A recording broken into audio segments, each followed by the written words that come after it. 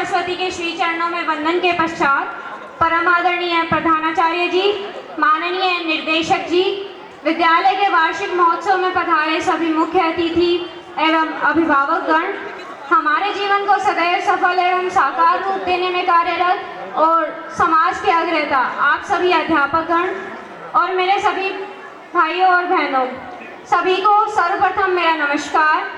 मेरा नाम भूमि है और आज इस पावन दिन पर मैं सबसे ज़्यादा अपने आप को सौभाग्यशाली मानती हूँ कि मुझे एक ऐसे विषय पर बोलने का मौका मिला है जो हमारे कण कण में व्याप्त है। मेरा विषय हमारा राष्ट्र है, जिसे स्वयं प्रकृति ने इतने सुंदर रूप से पिरोया है। आप कभी भी अपनी मातृभूमि के मानचित्र को देखिए, इतना उन्नत मस्तक जिसकी शोभा स्वयं हिमालय बढ़ाता हो, पूरब से पश्चिम तक फैली माँ रूपी भुजाएं जो सदैव अपनी संतान को आंचल में समेटने के लिए लालायित रहती हैं, जिसकी चरण वंदना तीनों महासागर करते हो। कहाँ कोई राष्ट्र आपको इस प्रकार से विश्व के मानचित्र पर अंकित मिलेगा। गर्व है मुझे हमारे राष्ट्र की संस्कृति पर कि जिसने आदि अनंत काल से आज तक अपने भौतिक विस्तार हेतु कभी किसी राष्ट्र पर आक्रमण नहीं किया। आपको जानकर बड़ा आश्चर्य होगा कि जब पारसी भारत आए थे तब उन्होंने कहा इस बात को कि केवल भारत एक ऐसा राष्ट्र है जिसने आज तक हमारे ऊपर कभी आक्रमण नहीं किया, अन्यथा सभी विदेशी सभ्यताओं ने हमारा हनन किया है, सभी सभ्यताओं ने हमें क्षति पहुंचाई है। इसी विषय को थोड़ा आगे बढ़ाते हुए मैं कुछ पंक्तियां कहना चाहूंगी कि होकर स्वतंत्र कब मैंने चाहा कर लूं जग को गुलाम, मैंने तो सदा सिखाया है करना अपने मन को गुलाम, मैंने तो सदा सिखाया है करना अपने मन को गुलाम। गोपाल राम के नामों पर कब मैंने अत्याचार किया, गोपाल राम के नामों पर कब मैंने अत्याचार किया, कब दुनिया को हिंदू करने मैंने घर घर नरसंहार किया, मैंने घर घर नरसंहार किया। और देखिए, जब बात राष्ट्रवाद की आती है तो आपको ये समझना ही होगा कि हमारे राष्ट्रवाद में और पश्चिमी राष्ट्रवाद में काफी अंतर है। उनका राष्ट्रवाद साम्राज्य के विस्तार की भावना को जागृत करता है कि एनी हाउ एनी कॉस्ट आपको अपनी टेरिटोरियल बाउंड्रीज को एक्सपैंड करना है, जबकि हमारा राष्ट्रवाद तो राष्ट्र की चेतना के लिए है। जब किसी संस्कृति के प्रति लोगों की अगाध श्रद्धा होती है, हर क्षण उसके प्रति समर्पण का भाव होता है, तब एक राष्ट्र का निर्माण होता है। और वही राष्ट्र हमारा भारत है, जिसमें रहने वाला प्रत्येक व्यक्ति हर क्षण अपने आप को इस मातृभूमि का ऋणी मानता है। यदि बात विदेशी सभ्यताओं की जाए, जैसे रोम, मिस्र, यूनान, तो आप देखेंगे कि कहीं ना कहीं इतिहास के पन्नों में ये सभ्यताएं सिमट कर रह गई हैं, या कहें कि विश्व के मानचित्र से मिट गई हैं। लेकिन 1100 वर्षों की ऐतिहासिक गुलामी, 1100 वर्षों की ऐतिहासिक गुलामी के बाद भी, जिसमें सबसे पहले शक आए, फिर हुण आए, फिर मुगल और अंग्रेज आने के बाद भी अगर हम नहीं मिटे तो कुछ तो है जिसने हमको आज तक जीवित रखा है। यह और कुछ नहीं, केवल और केवल भारतीयों का सच्चा राष्ट्रवाद है। कि इतिहास पूछता रोम कहाँ, यूनान कहाँ, घर घर में शुभ अग्नि जलाता वह उन्नत ईरान कहाँ। बुझे दीप पश्चिमी जगत के छाया बर्बर अंधियारा, किंतु चीरता तम की छाती, चमका हिंदुस्तान हमारा।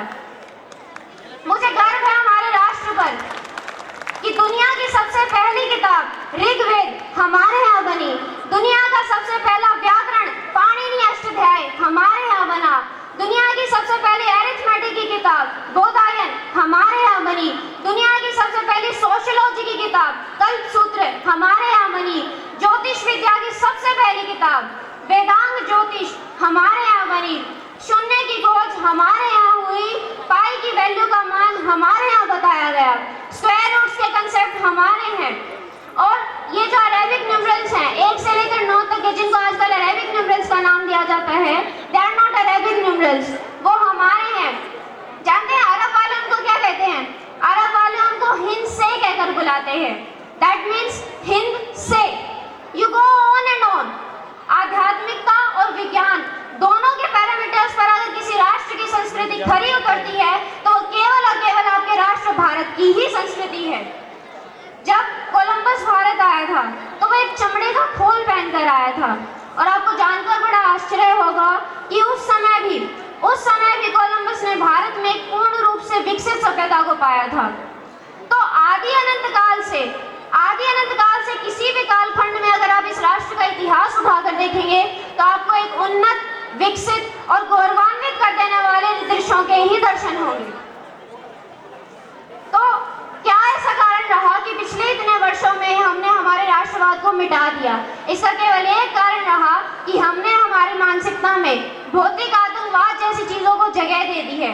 हमने मान लिया कि हम गुलाम थे, हमने मान लिया कि पश्चिमी सभ्यताएं ही श्रेष्ठ हैं। तो इस प्रकार की भ्रांतियों को हमने हमारे मन में बैठा लिया है। आप इस प्रकार की भ्रांतियों से, इस प्रकार की विचारधारा से मुक्ति पाइए। हमारे राष्ट्र पर गर्व करना सीखिए, हमारे राष्ट्र की संस्कृति की अखंडता पर गर्व करना सीखिए, हमारे पूर्वजों पर गर्व करना सीखिए। आप एकमात्र ऐसे राष्ट्र के नागरिक हैं जहाँ सर्वे भवन्तु सुखिनः, सर्वे सन्तु निरामया, सर्वे भद्राणि पश्यन्तु मा कश्चित् दुर्भाग् भवेत्, कि संपूर्ण विश्व की कल्याण की कामना, संपूर्ण मानव जाति के कल्याण की कामना, केवल हमारा ही नहीं सभी का भला हो। Whole universe is our family, वसुधैव कुटुंबकम। इतनी बड़ी संकल्पना, इतना सुदृढ़ थॉट प्रोसेस कहाँ आपको किसी राष्ट्र का मिलने वाला है।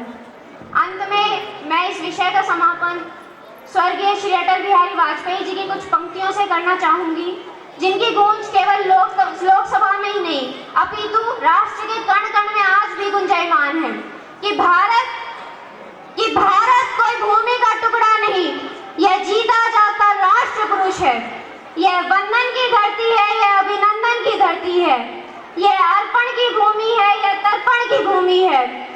इसकी नदी नदी हमारे लिए गंगा है, इसका कंकड़ कंकड़ हमारे लिए शंकर है। हम जिएंगे तो इसी के लिए और मरेंगे इसी के लिए, और मरने के बाद गंगा जल में प्रवाहित हमारी अस्थियों से अगर कोई कान लगाकर सुनेगा तो केवल एक ही गूंज सुनाई देगी, भारत माता की जय। Thank you. धन्यवाद भूमि, जो आपने हमारे भारत की परिभाषा को इतने सटीक शब्दों में हमारे सामने प्रस्तुत किया। तो गर्व से कहो कि हम हिंदू हैं। इसी के साथ हम हमारे गेस्ट की जो आगे की कड़ी है उसी को बढ़ाते हुए विकास नंबरदार जी बीजना से, सरजीत जी जड़वा से, रवि सरपंच जी जड़वा से, नरेश जी, सतपाल सिंह जी, राजकुमार जी, रजनीश जी, भगत सिंह जी, उस्मान जी, खामोशी जी, लीला सिंह जी, के नारायण सिंह जी, ममता जी और संजय बीडीसी जी श्यामपुरा से, रोशन लाल जी और मूर्ति देवी। इन्हीं के साथ ये कड़ी आगे बढ़ते हुए आपकी क्लैपिंग कंटिन्यू रहनी चाहिए बेटा। गुंजन जी, सतीश जी, सोनिका जी, बजरंग जी, संजय जी, विक्रम जी और सोनू जी। और इसी कड़ी में हमारे बीच हमारे क्षेत्र के कर्मठ कार्यकर्ता, सच्चे सेवक भाई राकेश तंवर हमारे बीच पहुंचे हैं। मैं चाहूंगा जोरदार तालियों के साथ राकेश जी तंवर अपनी पूरी टीम के साथ इन बच्चों की हौसला अफजाई के लिए बेशकीमती समय में से अपना समय निकाल कर यहाँ पहुंचे हैं। इनके लिए यहाँ मोंटेसरी परिवार आभारी है। दीपक भाई एक मिनट रुकिए, बात हम खाए चलने लगे अपना। आए हुए सभी अभिभावक व सभी विशिष्ट अतिथिगण, उन सभी का मोंटेसरी परिवार में हार्दिक अभिनंदन है।